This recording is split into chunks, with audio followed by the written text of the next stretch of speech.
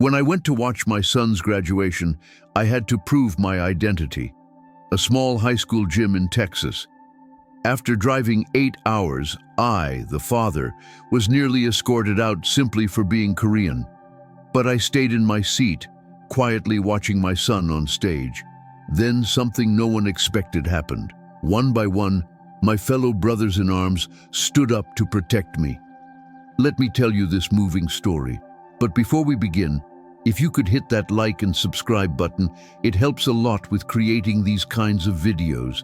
This is the story of a Korean man. It was my son Tyler's high school graduation. I drove my old black Sonata into the parking lot of Elamik High School in a small Texas town. As I parked, I never imagined anyone would notice me wearing my United States Marine Corps dress uniform. In my younger years, I had enlisted voluntarily in the U.S. Marines, seeking to experience a wider world and challenge myself. As a first-generation immigrant, the Marine Corps was one of the few paths where I could push my limits and stand as a proud provider for my family in this new land of opportunity. Though I was now retired, the pride and discipline of a Marine were deeply etched into my core. Like most high schools around here, the building was old with red brick walls. Above the main entrance, both the American flag and the Texas state flag waved in the warm breeze. Groups of students gathered near the gym entrance, chatting and laughing, a typical scene at any graduation. That Sonata was one of my wife's most cherished belongings before she passed 2 years ago. It was one of the last things her hands had touched. That's why I chose to drive 8 hours from Temple rather than fly. This journey was not just about distance, but about retracing the memories I shared with her and about making my way to my son in the most meaningful way I could.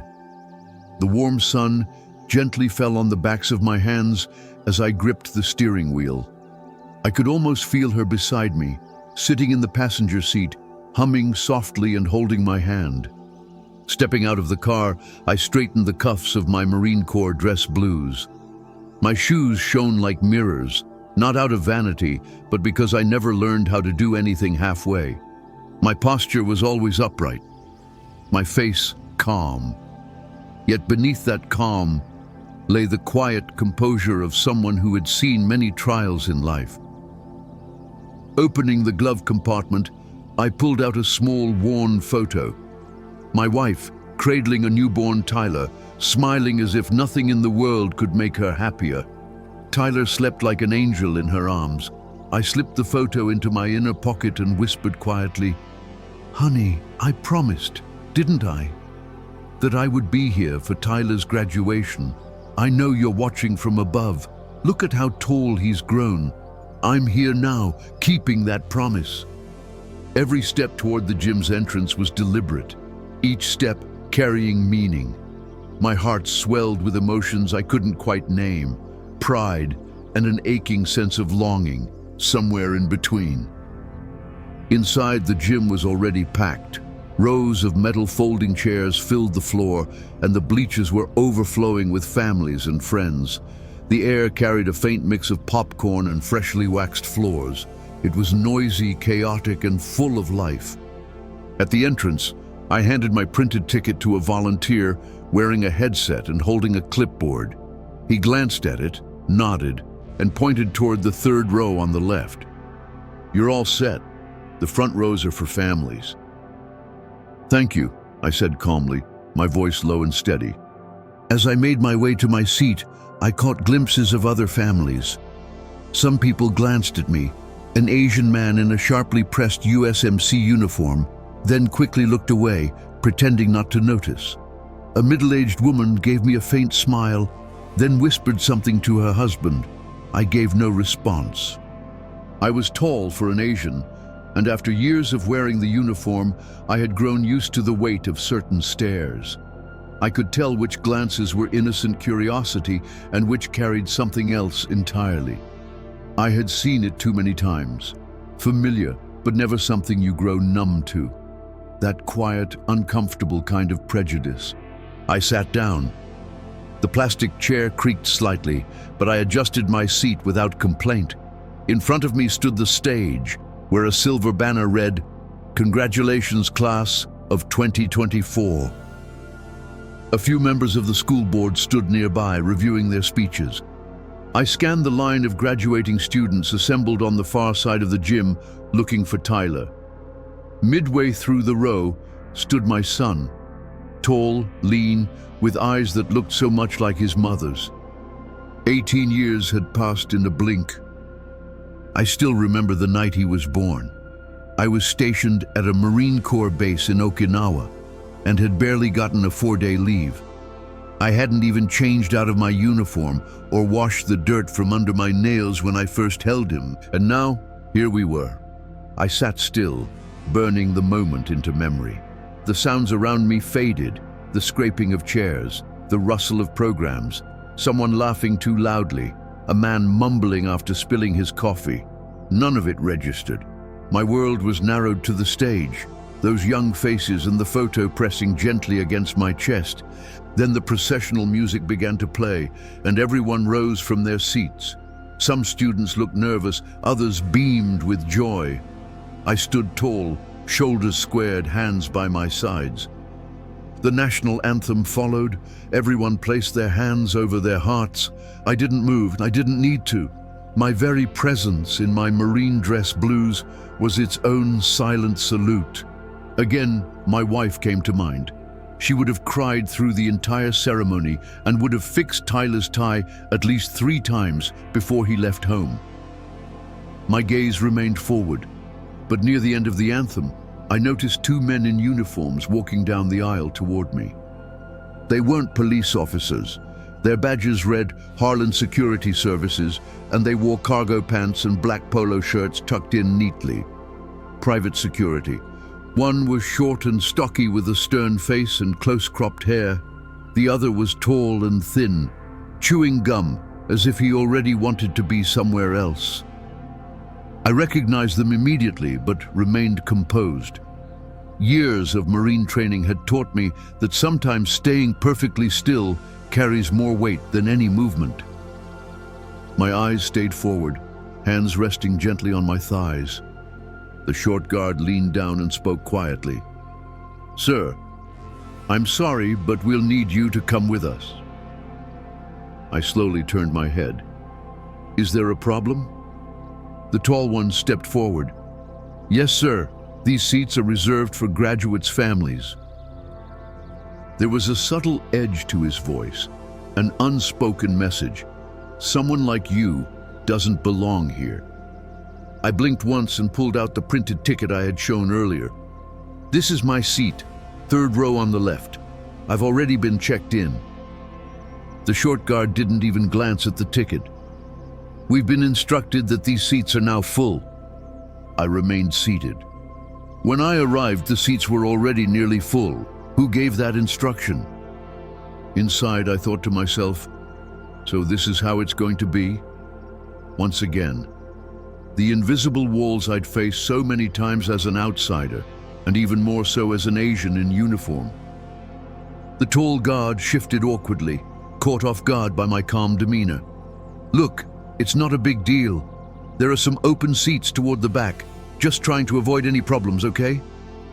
My eyes narrowed, not in anger, but in calculation.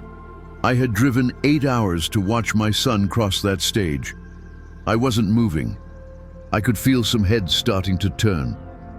2 rows over, a woman nudged her husband and pointed in our direction. Someone in the stands tilted their phone slightly, likely recording the scene. The short guard stood up straighter, glancing around as if gauging the growing attention. "Sir, I'll ask you one more time," he said firmly.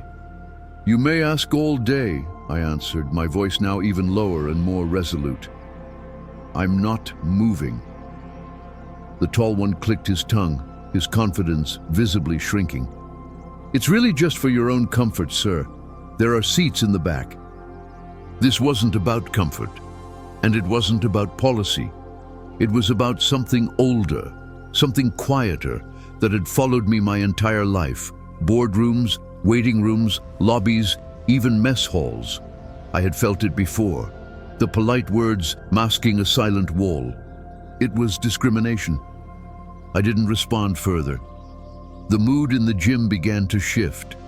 People were sensing that a line had been crossed. The short guard fiddled with his radio, muttering something into the mic without breaking eye contact. For me, the conversation was already over. Seated next to me, an elderly white woman with pale skin leaned slightly toward me and whispered, "Don't you give up your seat, sir." I nodded in gratitude, but said nothing. I didn't want a scene. I just wanted to see my son graduate, like any father. Yet the guards didn't back down. The tall one lowered his voice further, stepping closer. "I'm trying to help you out here, okay? Things don't have to get ugly." I turned my eyes toward him. "You don't have any favors to offer me, young man." There was a long pause. The tall one seemed to reconsider his next move, but the short guard wasn't as seasoned. He didn't like being challenged. His hand hovered near his radio again, but before he could speak, a calm but commanding voice rang out from about 10 feet away. "What exactly is the issue with this man?" The voice wasn't loud, but firm enough to hush nearby chatter. I knew instantly who it was without even turning my head. Standing near the central aisle was a tall man with graying stubble, wearing a gray shirt under a black coat. His eyes told me he was no stranger to confrontation. It was Creed Matheson. He was the very Marine I had once dragged across 200 meters of bullet-ridden sand in Kandahar, Afghanistan, pulling him out of the wreckage while gunfire rained down. From that day forward, we'd never needed words to understand one another. The short guard blinked and looked up at Creed, momentarily thrown off. "Who are you?" Creed didn't answer immediately. He took one step forward. "Answer the question." The tall guard raised his hand. "Sir, we have this under control." "No," Creed cut in, his voice sharper. "No, you don't." Across the gym, another man stood up, then another, and another. 4 men in total now stood, spaced throughout the room. I remained seated, calm. But now, the entire left side of the gym was openly watching this confrontation unfold. A child pointed toward us. A teacher on stage tried to redirect attention to the graduates, but no one was looking at the stage anymore. Creed took another step forward. "You're embarrassing yourselves, and you're one step away from making this much worse." The short guard glanced at his partner, whose confidence was evaporating by the second. They hadn't anticipated backup like this, especially not this kind of backup. "Whatever orders you were given," Creed continued, "don't matter now. You will not touch him. You will not order him to move, and you will not ask again." The tension in the gym was palpable, but it wasn't a silence born of fear. It was a silence filled with growing respect. The more people realized what was happening, the more the mood shifted. At that moment, I looked up at Creed and gave him a small nod. Not a thank you, not a request, simply an acknowledgement. His eyes softened briefly. He stepped back and folded his arms, but the tension in the air remained. The entire gym waited to see what the guards would do next. In that moment, my mind drifted back 15 years to Afghanistan, late afternoon in Kandahar. The sun burned fiercely. The air was hot and heavy. I was a staff sergeant then, having just finished a briefing when our lead vehicle exploded, an IED. The Humvee flipped and gunfire followed instantly. Without thinking, I ran toward the wreckage. 6 of my men were trapped behind the burning vehicle, Creed among them, bleeding and calling out for help. I pulled him and the others out, refusing to leave anyone behind, even when Corporal Davis had his leg pinned. We all made it out alive. From that day forward, we became brothers. Back in the gym, Creed remained seated but alert, keeping a watchful eye on the 2 guards still circling me. He wasn't thinking about the war now. He was thinking about the promise we had made each other long ago. He had once been dragged out of a firefight by me. Now, here I was, facing a different kind of battle, simply trying to watch my son graduate. And Creed wasn't about to let me fight it alone.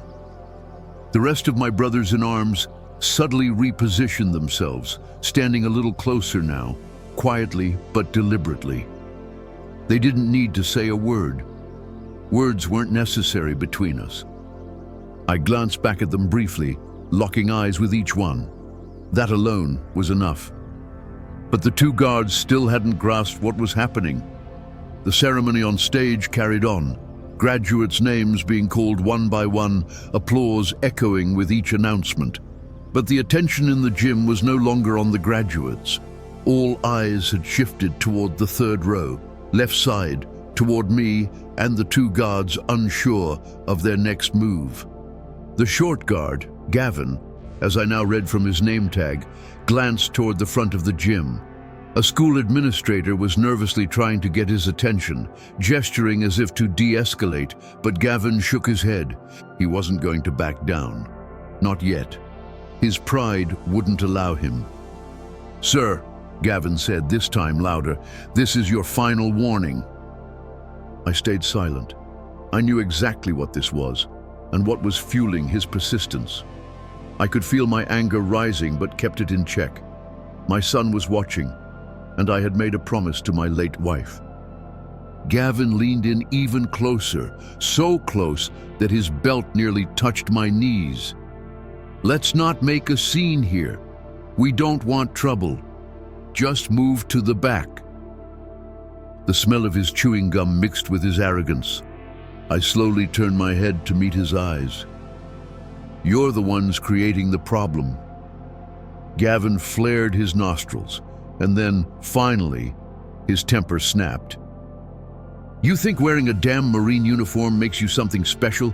This is a high school, not your unit. What are you even doing sitting up here?" The gym fell completely silent. A child flinched. The person filming paused their recording. Even the tall guard Melly stepped back, sensing how far this had gone. I took a long, deep breath and spoke softly. "It would be best for you to leave now." Gavin still didn't retreat. His hand lowered toward his belt, not quite to draw a weapon, but low enough to make it threatening. That was the breaking point. Creed stood up. He didn't shout. He didn't threaten. He simply walked forward with calm, deliberate steps, as if taking ownership of the moment. The entire gym, though not completely silent, had dropped to a hush where every word carried perfectly. "If you lay one finger on him," Creed said, "you'll be answering to me." Gavin turned sharply toward him. "Who the hell are you?" Creed took another step. "I'm the man who's here to end this right now." At that moment, school officials began to intervene. A staff member whispered urgently into the principal's ear. The assistant principal quickly walked toward the back, speaking into his radio. Faculty and staff now realized this was escalating beyond their control. Across the gym, my other brothers in arms stood as one. All 6 were now on their feet. Gavin glanced around, finally realizing this wasn't just any parent sitting in front of him.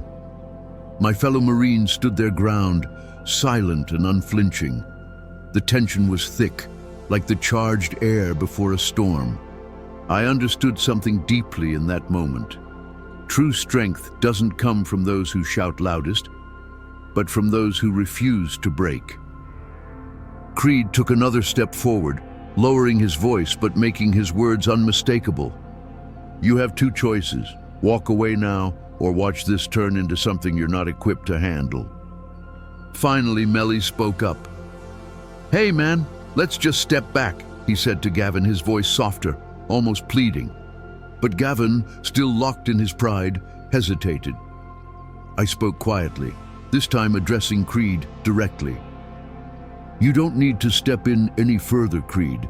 His mind's made up." Creed didn't smile. His voice remained calm. "Don't mistake silence for weakness." And at last, Gavin took a single step back, small but unmistakable.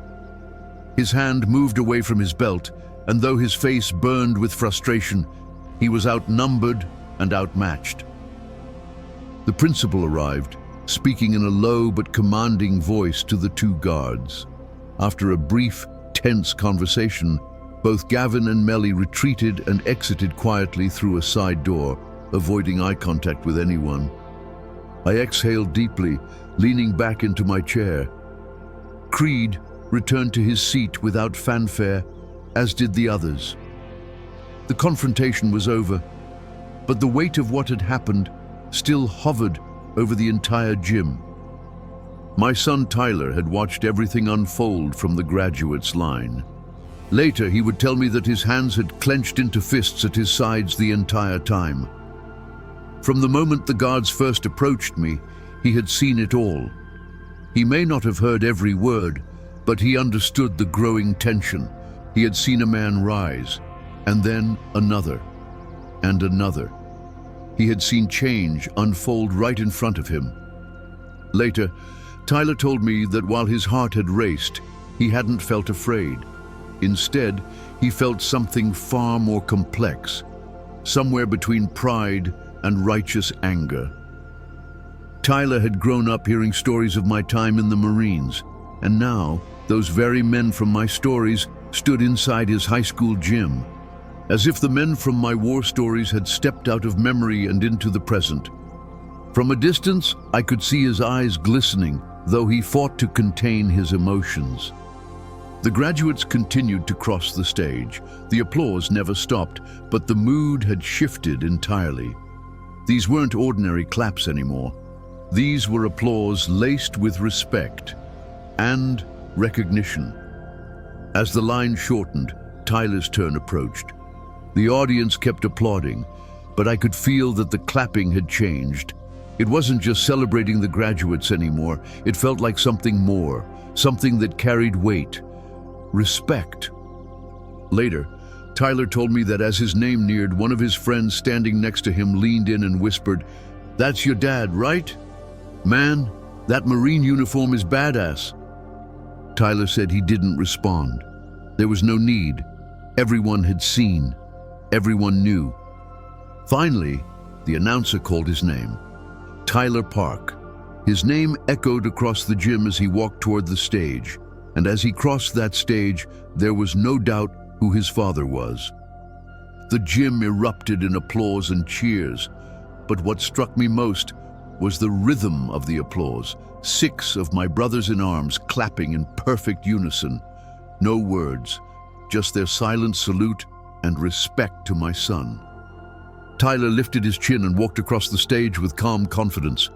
As he turned after receiving his diploma, his eyes locked with mine.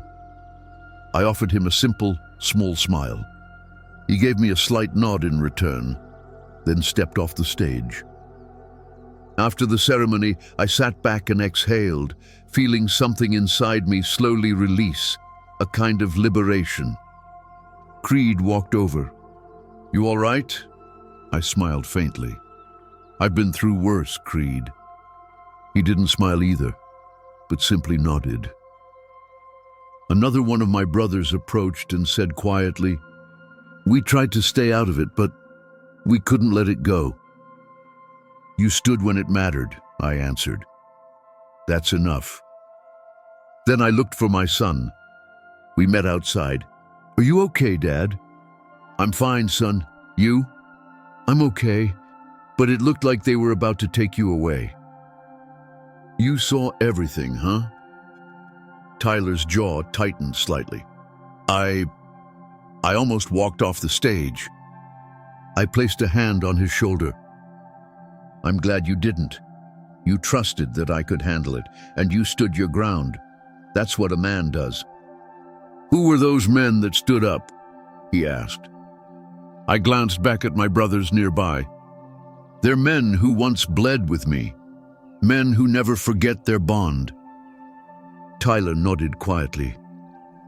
"That was powerful." "Yes," I replied. "That's real strength, the kind that moves people without ever raising its voice." After a moment of silence, Tyler asked, "Will you tell me some of those Marine stories now?" I smiled warmly. "Yeah, I think you're ready to hear a few." We walked back to the Sonata. "If Mom had been here," Tyler said, "she would have been the loudest one cheering today." "She sure would have," I chuckled, "and she would have made you retake your pictures at least 10 times until your smile was perfect." In the car, Tyler turned to me. "Dad, why didn't you say anything to those guards? You were a Marine staff sergeant." I tapped the steering wheel and looked at him. "Son, I don't need to stand up and prove who I am.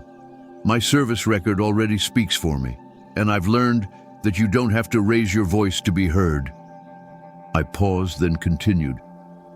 "Life gives us plenty of moments where we're tested, moments just like today, but it's how we respond to those moments that define who we really are." "But they disrespected you." "Yes, and everyone saw that. But at the same time, they saw something else. They saw 6 men stand up, unasked, to stand with me. And you, more than anyone, understand why they did.